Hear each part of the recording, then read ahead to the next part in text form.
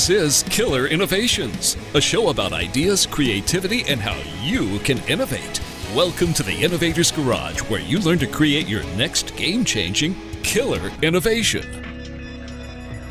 Welcome to Killer Innovations. I'm your host, Phil McKinney. This week is going to be a little bit different than our typical show.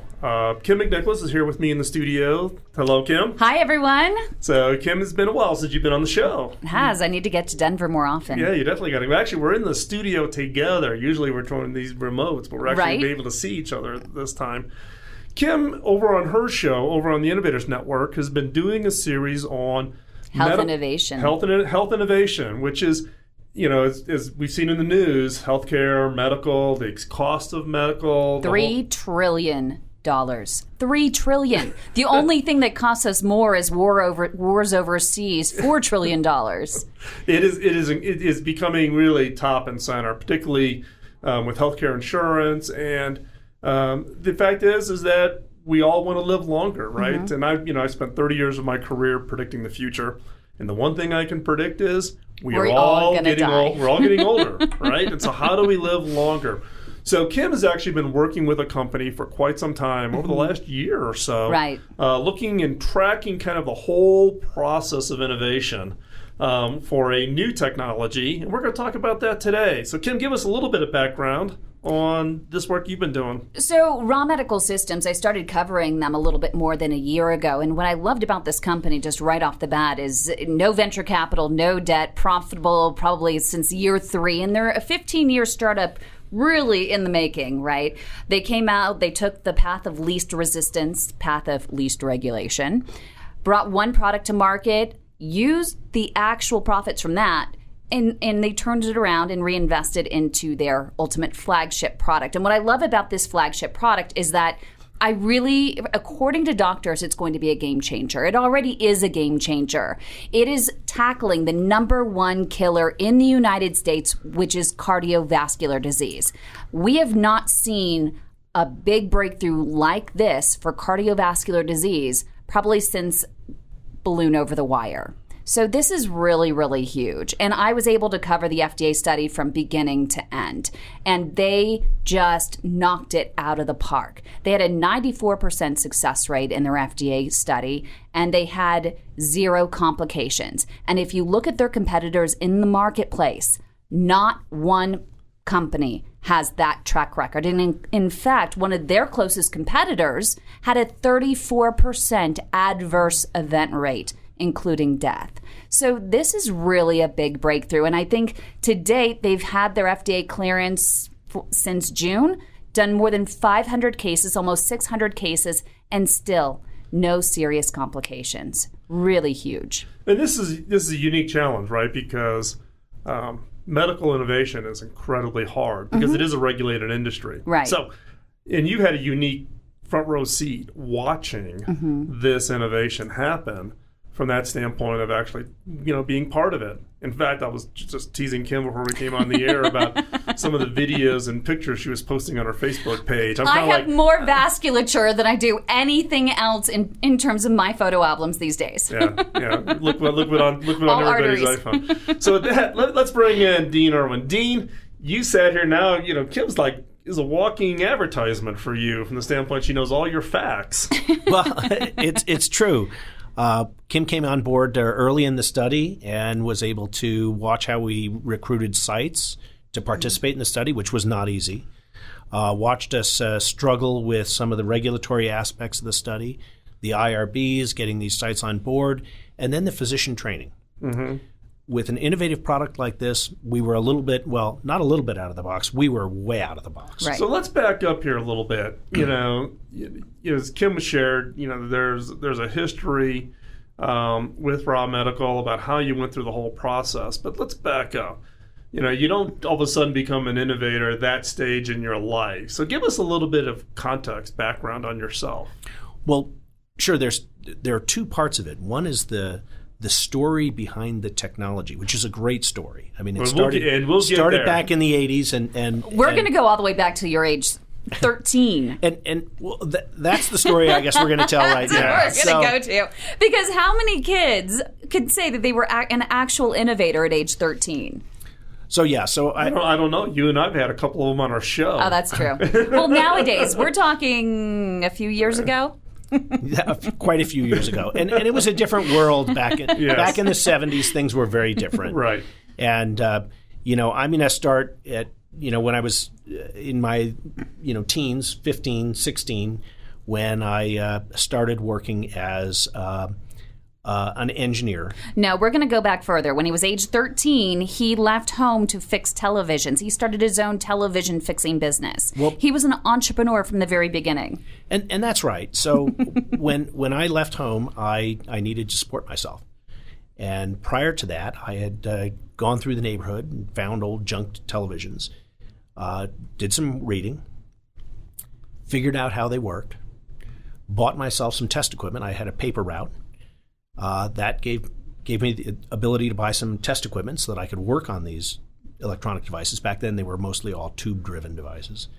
And that got me to the point where I went to the local, television repair shop, and they hired me to do piecemeal work. I continued my study of physics and electronics.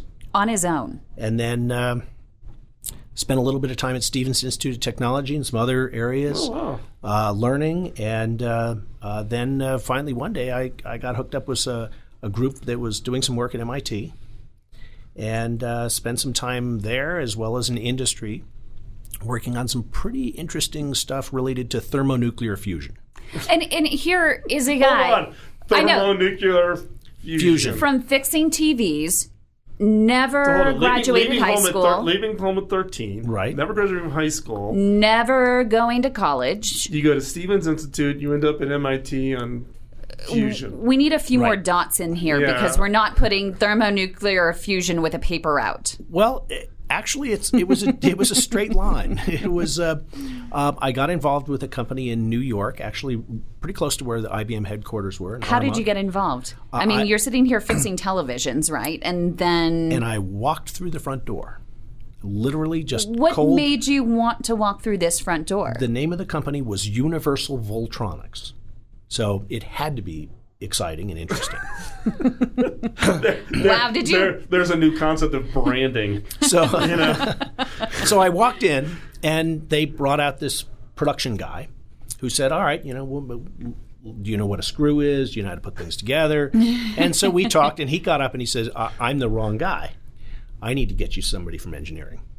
So he got somebody from engineering, and we went out, and a couple of guys, Dan Seligman, John Madeleine, and others, took me under their wings and said, all right, we're going to design circuits. We're going to design this equipment. But at that age, didn't you need a work permit? Actually, I think that was overlooked somehow.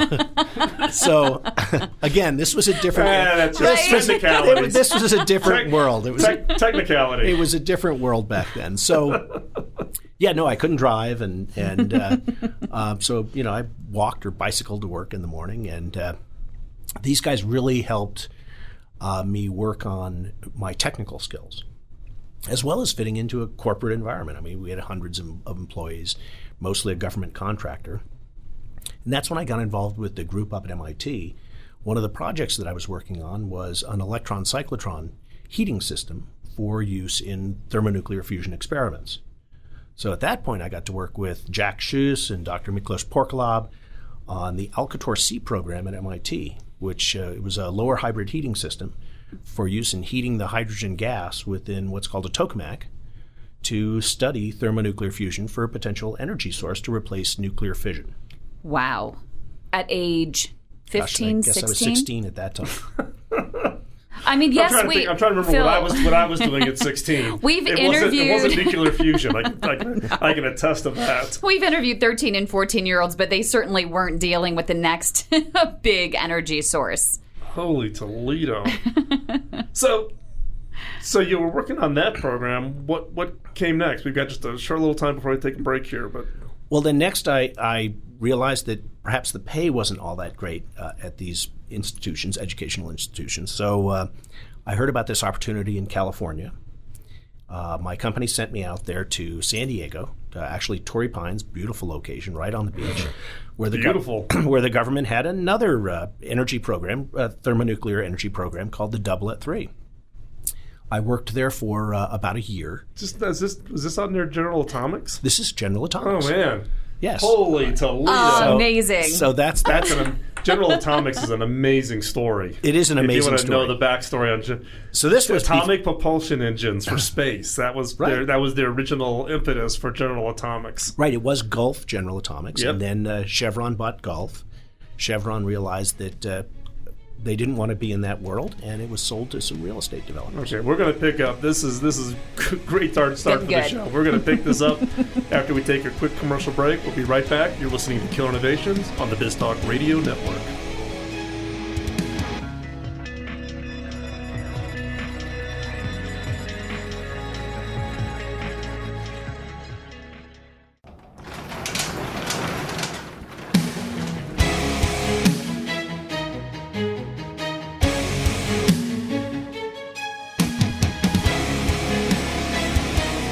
This is Killer Innovations, a show about ideas, creativity, and how you can innovate.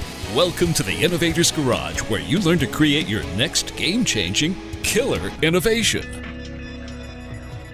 Welcome back. We're going to pick up this conversation with Dean. So, Dean, we were talking before about now you're in Torrey Pines, you're at General Atomics, and you spent how many years there? 6 years. 6 years. And he started there at what, age 17 now? I think I was 17 when I Hold on. started. Now, I've been to General Atomics, right? The work there is phenomenal. And you're there without a degree at 17. And that was a problem. I was the youngest person in the physics department, or any department at General Atomics. I think at that time we had about 4,000 employees. So, And you had hair down to your waist at that time, too. I didn't. I cut my hair Oh, off you did the cut day your hair before off. I left for Yeah. General Atomics. So Yeah. He knew that game. So I was cleaned up. You couldn't pull the hippie That thing was off. too much. Yeah, Too much for them to bite off. So 17 and a hippie. That's a hard one. yeah. So I realized I wasn't going to try to sell that. So I lopped off the hair and really had a great time there. The physicists there were tremendous. They really helped bring me into a lot of different sections of the company, both from an engineering standpoint as well as from the theoretical and applied physics. We all realized that my strength lied in the applied physics end of it, and so I worked on developing the equipment that's used for the experiments. And so again, the experiments were thermonuclear fusion, and I worked on the maser systems, like a laser, but produced microwaves, very powerful, intense microwaves, again, to heat the plasma for this thermonuclear fusion experiment. But how is it that someone at age 17 would be able to get into thermonuclear fusion? What is it about you? How is it? I can't even, your career path just catapulted. I mean, it was on the fast track. What is it about the way you think that allowed you to literally do what most people can't even do in an entire lifetime? Well, it's not really that complicated. I know it sounds complicated, but the parts that I were doing, the maser itself is essentially a vacuum tube. And, televisions have vacuum tubes. So for me, it wasn't all that different.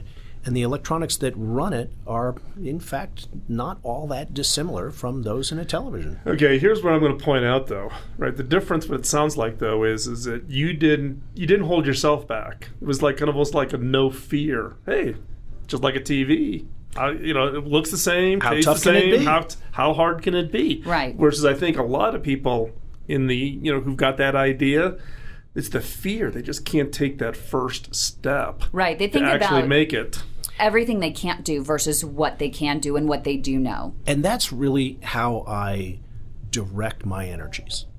Not ever saying, well, that's intimidating, that's an insurmountable challenge. I look at it as, well, why not? Why isn't it the same?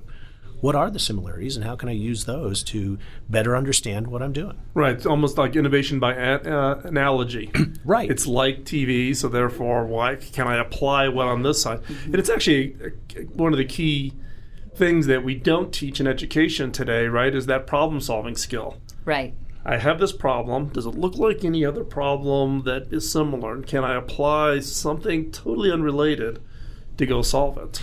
And a lot of that comes down to common sense. Mm-hmm. You look at it and just figure out how it works. there are so many similarities in physics and in nature that you'll see the same problem solved perhaps many different ways, but with a very common thread. And that common thread can tie it all together. And for me, that comes very naturally. Right. The most successful innovators actually come from outside of a certain industry and apply what they see somewhere else in an industry and ultimately become the next big disruptors, such as Elon Musk with Tesla. He had never been involved in manufacturing of cars before, or outer space as well. Yeah, with his other company. the SpaceX, I think, is the great story for Elon. Like, that is huge. Okay, you're going to commercialize space and you're going to launch somebody up in space. Yeah, right. And we were talking before we started the show about the innovation antibodies. So here, if you walk over to my cube, you'd see an outline of a body and then a sign almost on like the wall. a crime scene. Like a crime scene dead body, and there's a sign on the wall that says, "Here lies an innovation antibody." And it's actually quite funny. I didn't do it. Somebody on staff did it, and it's been there now for 4 years. It was in your spirit, though. Yeah. Well, but it is pointing out, though, that we can be our own antibody. Right. We can question ourselves to say, hey, I can't do that. I'm not smart enough. I don't have a college degree. I can't make this happen. Right? We're all, in some cases, we're our own worst enemies at bringing our ideas to making them real. I got out of a meeting this morning with a major medical device company. I had introduced my technology from Raw Medical Systems to them about 3 years ago. And they had their panel of experts, their medical expert, their business development experts, their technical experts, and they all thought I was crazy. They said, they're right to my face, they said, that's just not going to work. This is, you can't, the doctors won't use that kind of product. They use this, they won't use that. And well, something, though, I found is the people that yell the loudest and that your idea is the craziest just reinforces that you're on the right track. And it was true. That didn't dissuade me. So here I'm back in front of the same group again. And he said, well, everything you promised came true. And so we'd like to wipe the slate clean, forget about the past, and move forward. And we're very interested in what your technology is. What they're really telling you is don't rub our nose in it. That's right. It was basically don't say I told you so. Don't say I told you so kind of a thing. Like, okay, I'm acknowledging it. Let's move on. Let's not, rehash history.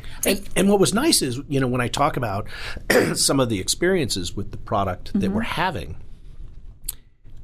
I really had an attentive audience. There wasn't a lot of, wow, that's crazy, or that's phenomenal, or, how did you get them to do that? It's just, wow, you got them to do that, and that's really great. So now let's see other aspects of the technology, how it fits in, what's the future, and what can we do with it. But in you leaving home at age 13, was it something that your parents instilled in you, or some experience from when you were younger that really taught you that not to let what you don't know and have never done before get in the way of what you want to do?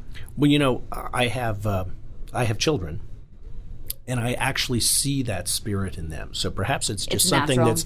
that's in my DNA, where I say, why not?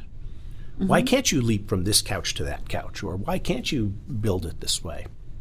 Why can't there be such a color or activity? Yeah, I think it's interesting, right? Because you start looking at siblings or children, or in my case, I have 5 grandkids, and I look at some of those grandkids and I'm watching them going, "Oh man, I know exactly where they're heading, right? I know exactly what they're thinking, and they're going to get themselves in trouble, and they do it." Or the creativity that a small kid, take a toilet paper roll, and how many different ways can a small child turn that into a new toy?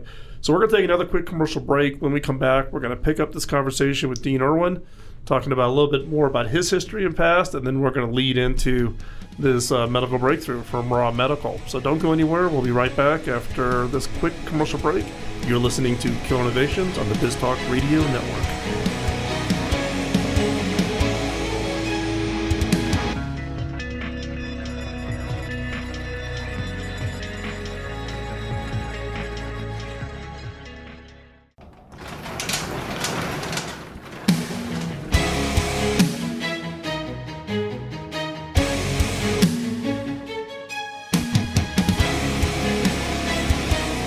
This is Killer Innovations, a show about ideas, creativity, and how you can innovate. Welcome to the Innovators Garage, where you learn to create your next game-changing killer innovation. Well, welcome back. We're picking up our conversation with Dean Irwin. Now, Dean, in the last segment, you were talking about, this kind of internal drive you have of why not. Now, those of us in the innovation game kind of have what our natural curiosity or why not. Or stubbornness. But I think we all have our own stories of it getting ourselves in trouble sometimes. Because we go maybe push that boundary a little too far. Well, if you couple that stubbornness and that why not attitude with someone who's young, perhaps a teenager, now you can really make trouble. Put that package into a government, lab that also caters to the Department of Defense, and now you've got a real explosive problem. Literally. Actually, there were some small explosions, but that's another story. But in one case, in doing my work at General Atomics, we would need equipment, oscilloscopes and things like that from, companies like Tektronix or Hewlett-Packard. And oftentimes these were quite expensive in the, $20,000 or $30,000 range. And back in 1980 and 1981, that was a lot of money. Well, I would call up the rep from the Tektronix or the Hewlett-Packard and say, well, yeah, let's just buy it, bring it on down, and we'll take care of it. And they would sell it to General Atomics.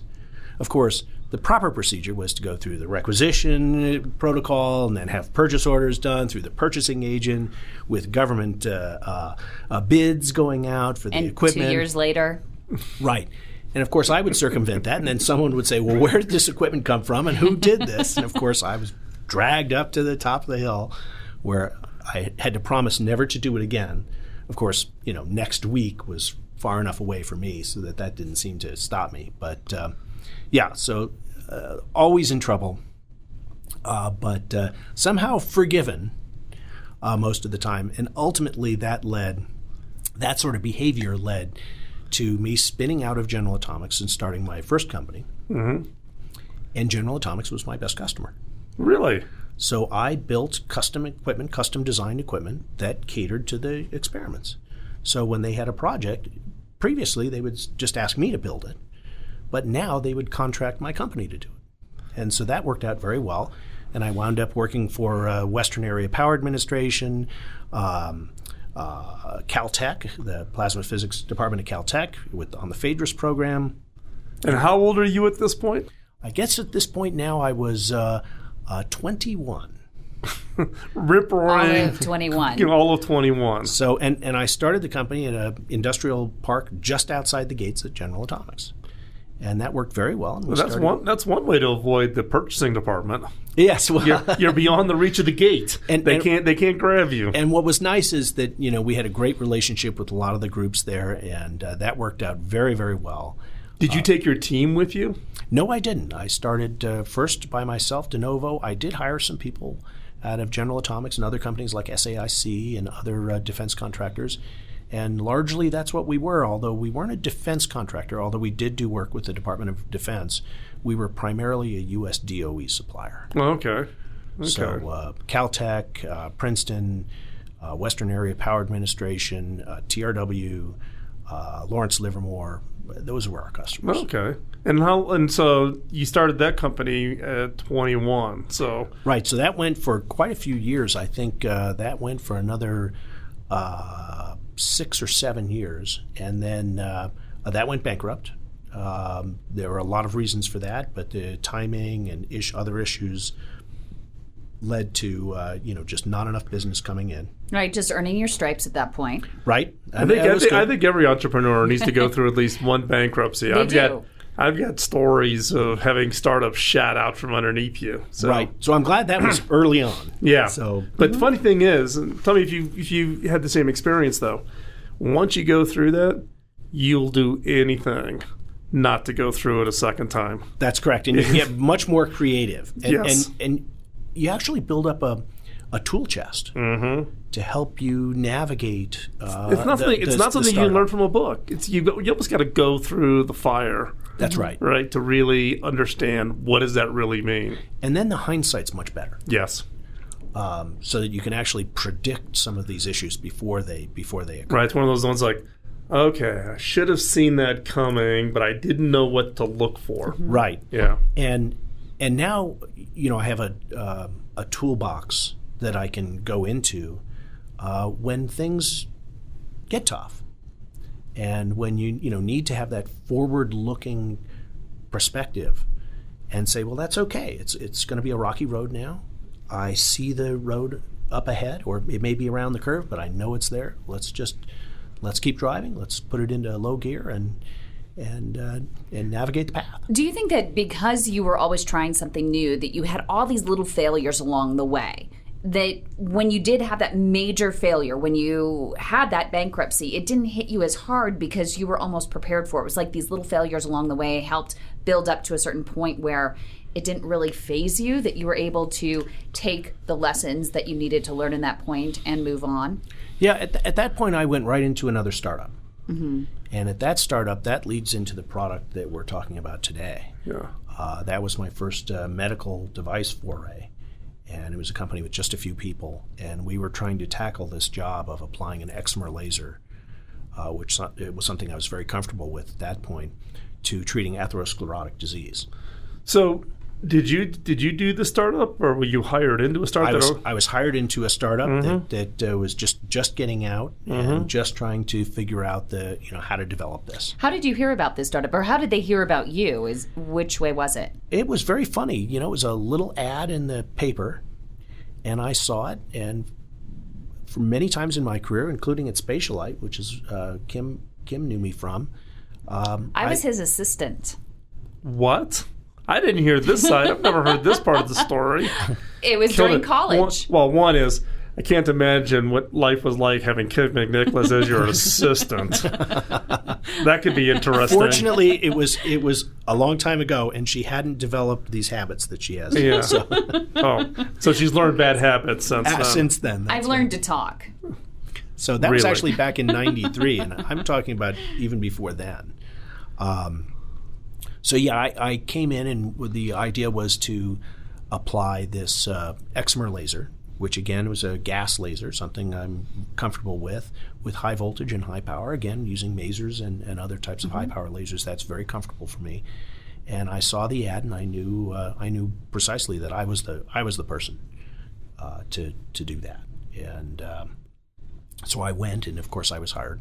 So did you have an interest in medical, or was it just, hey, I can take my physics, the fun stuff I do in physics, and find some way to apply it? Or was there really a draw for the medical side of it? At that point, I looked at the medical aspect of the challenge as being just very similar to the aspect of thermonuclear fusion. And right? Applying all these different tools to heat the plasma. Well, if we're not heating a plasma or trying to contain a plasma, well, here we're just trying to photochemically ablate this plaque. So it's not really a medical problem. We've got this material within the arteries that we need to dissolve, and let's figure out how to get this energy to do that. So backing up a little bit, when I think about trying to correlate thermonuclear fusion to plaque in a vein, it sounds like what it really is you've got a toolbox of skills and abilities. And then it's really what I refer to as kind of this constraint-based innovation. How do I take the tools within a certain set of constraints, right? Do fusion, but I got to do it in a very particular way, otherwise very bad things happen. Or in this case, how do I apply it to the plaque problem? Not have very bad things and not happen. have very bad things happen. And it's even more important inside a living person. And not give doctors and patients a bad day. Yeah. Do you find that constraints actually help you in the whole process, or because we've had this discussion on the show in the past around just letting teams go hog wild every which way direction, or do you apply those constraints and actually do they get more creative on when you define those constraints clearly? And I think that the iterative path is the best. So you actually need to take the first idea and iterate it, make a change, move it closer to the goal, and find out if that's the right way. oftentimes there's a lot of backtracking. Correct. But eventually, that type of iterative development will get you much further quicker than the sort of shotgun approach and let everybody run hog wild. Perfect. Take another quick break. When we come back, we're going to continue on our conversation with Dean Irwin. Don't go anywhere. You're listening to Killer Innovations on the BizTalk Radio Network.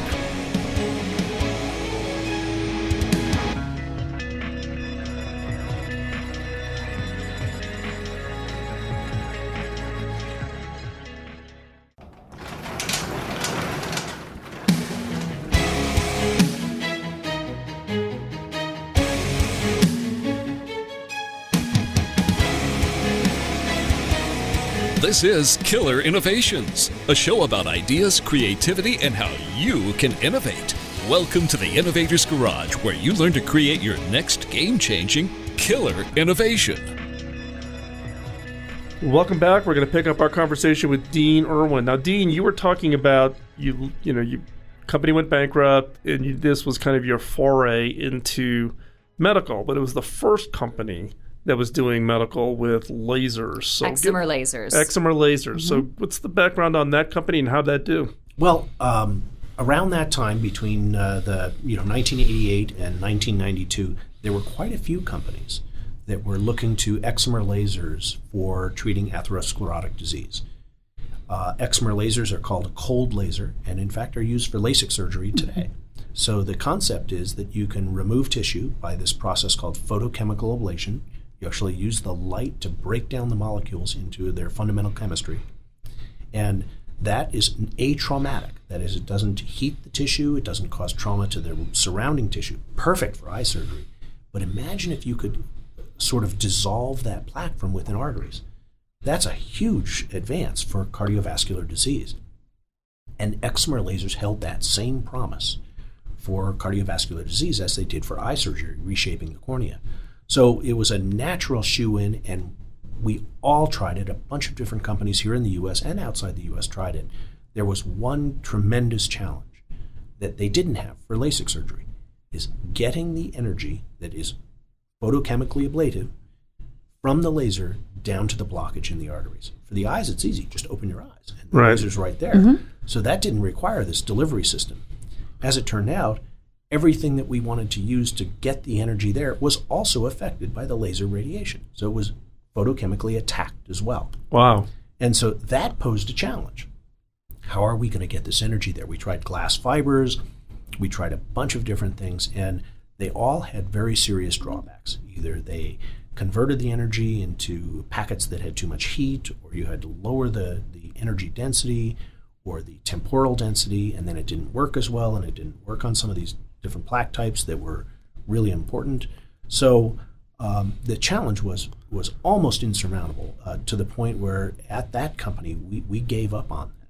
But you knew that it worked because you had actually done one case with a solid piece of glass. Correct. We knew that technologically we were on solid ground, no pun intended, but for some later discussions. But because we solved the problem by using a liquid. So, but back to the solid glass, we knew that having a device that could handle the peak energy densities and the peak temporal densities was going to work. Again, but having solid pieces of glass, they couldn't navigate the vasculature. Right. So we had... That would be really painful. We had a great understanding of the physics and the laser tissue interaction, but we still didn't have a solution of getting the laser energy to where it was needed in the tortuous vasculature of the human anatomy. So this ties back, because we talk a lot about on this show around the difference between a good idea and a great idea is very rarely the idea, but the timing. You know, needing some other advances or just kind of letting the innovation pause for a while to think about it and then to really come back to it and apply either some other innovation that's come out in the meantime. We talk about this a lot in mobile technologies, right? Need one more cycle of Moore's Law or two more cycles of Moore's Law to get enough compute to be able to solve the problem, right? And here we had all of these interventional cardiologists with balloon technology just coming out. Devices were being delivered over the wire. That whole endovascular treatment of cardiovascular and vascular disease was in its infancy. So fast forward now, here we are in the 21st century, and that's commonplace today. In fact, almost all of these procedures, whether it's blockages in your coronary arteries or in your peripheral vascular, are all being handled endovascularly. That is, through a small incision in the groin, going up through the femoral artery, and either treating the heart with a stent or a balloon, or treating the legs in a similar manner. So that endovascular infrastructure developed over the time of this pause, when we paused to consider new methods to deliver this laser energy. So you're right. It did take this whole industry coming of age and being prepared to acknowledge and use these tools with support devices as well. That's important to us, and we'll talk a little bit about that later. Yep. Did you actually think you were going to come back to it? You washed your hands of it at that point and said, I give up. Not at all. And you went on to something completely different. I went on to do a cardiovascular laser for transmyocardial revascularization just afterwards. I did take a little pause and developed spatial light modulators for scientific applications, and actually that's where we worked together from 93 to 97. But that was directing laser beams for both optical computing technology as well as consumer electronics as well. So what we're going to do here, this is the first time we're doing this on this show, is we're actually going to have a part 2 to pick up 15 years later the pause on this technology to then talk about what you're doing with Raw Medical, with this innovation that's transforming people's lives today. Right. So stay tuned. We're going to pick this up in next week's show. You're not going to want to miss this part of the story. So as you wrap up today's show, just need to do a quick couple of acknowledgments of our sponsor for Killer Innovations. Zoom, providing collaboration video technologies that allow our teams to work together no matter where they are, anywhere in the world, and HP. HP has graciously been providing the technologies and services and support for the show and in the studio. Zoom is offering a free account to the listeners of Killer Innovations. Go check it out, killerinnovations.com/Zoom. It gives you a free account to collaborate with up to 50 people. Check it out. I'm on Zoom every day, multiple times a day. Can't live without it. And then with HP is providing the new gear going into the studio. If you want to check out how that's coming along, you can hop over to killerinnovations.com/HP. As we wrap the show up, check out the show notes. We'll have more information to track what Dean is doing and all of his work. But you're not going to want to miss next week's show to hear the rest of it about how the pausing of that innovation and waiting for the timing to get right to come up with a technology that is transforming people's lives. And Kim will be here for the show for next week. You're going to want to check it out. And thanks for joining us today, Kim. Thank you. Can't wait to see the answer to the number one killer in the United States. So stay tuned. We'll be back next week. Don't let the innovation antibodies get you down. Go out there and change the world.